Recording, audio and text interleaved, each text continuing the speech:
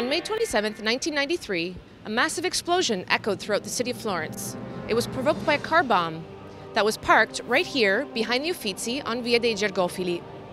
The deadly explosives were found in a white Fiat Fiorino van, which had been stolen from Via della Scala the evening before.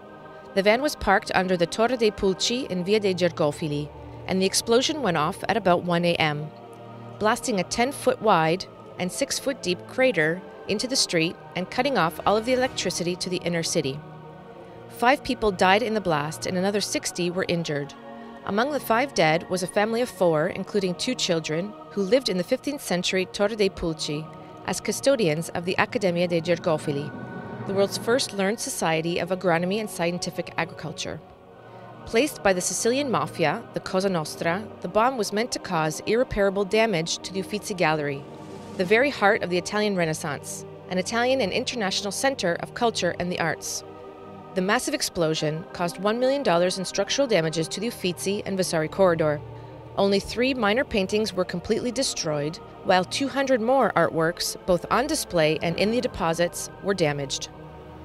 Cosa Nostra's involvement in the Via dei Gergofili bombing was confirmed in July 1993, when another 3 bombs went off in major urban centers in Italy, almost simultaneously. One in Milan, at the Pavilion of Contemporary Art, where 5 people died, and 2 in Rome, at the Cathedral of San Giovanni in Laterano and at the Church of San Giorgio in Velabro. These mafia attacks were meant not only to deter, by way of warning, its own members from turning state's witnesses, but also to force the overruling of the Article 41 bis of the penitentiary law that was passed in August 1992, which imposed much harsher living conditions for prisoners convicted of mafia-related crimes. In 2004, a centuries-old olive tree was placed in front of the Accademia dei Gergofili as a living memorial to the victims of the massacre.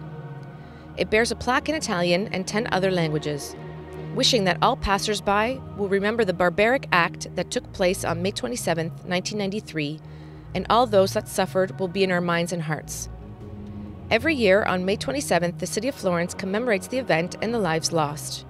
This year, however, marks the 20th anniversary of the massacre, and the Uffizi Gallery, together with the Friends of Florence, will present a specially commissioned statue in bronze, which will be placed some 20 meters above ground on the wall of the Uffizi Gallery facing Via dei Gergofili. It is quite an unusual project for Friends of Florence, at least in respect to what we've been doing for the last, since 1998. As I said in my comments here during the press conference, our mission is not only to restore or to organize programs, educational programs, but also really to make sure to protect the arts, protect our culture, which is the world's culture and the world's art, not just of Florence, and to make sure that this is protected for future generations. So what happened on the 27th of May in 1993, 20 years ago, was really not only a terrible loss of life, 5 persons lost their life, many people injured, but the aim, the focus of that bomb was really to destroy the Uffizi, to destroy the human memory that is art. And so that is why our board and Friends of Florence decided to contribute to this project, to fund a beautiful statue by Roberto Barni. In Italian, the name is I Passi d'Oro, the Golden Steps, which is a figure of a man walking with hope into the future.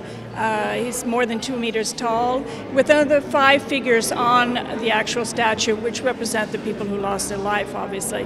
But it's a sign of hope, but also to have our generation and future generations remember what happened and make sure that it doesn't happen again. It's funding from Friends of Florence. It was something that we decided with our board. There was a discussion, but at the end everybody felt that this was a just monument really to what our mission is. And when the plaque is unveiled on the 27th of May, it will also have an inscription that says exactly that the arts, beauty, history and culture must be protected for future generations. It'll be positioned actually quite high, so the actual statue is about 20 meters off the ground, and it is looking towards where the car bomb went off, which is in Via dei Gergofili, in back of the Uffizi, exactly in the spot where it was, where the car bomb was, and then there'll be a plaque there as well, lower down so it can be read.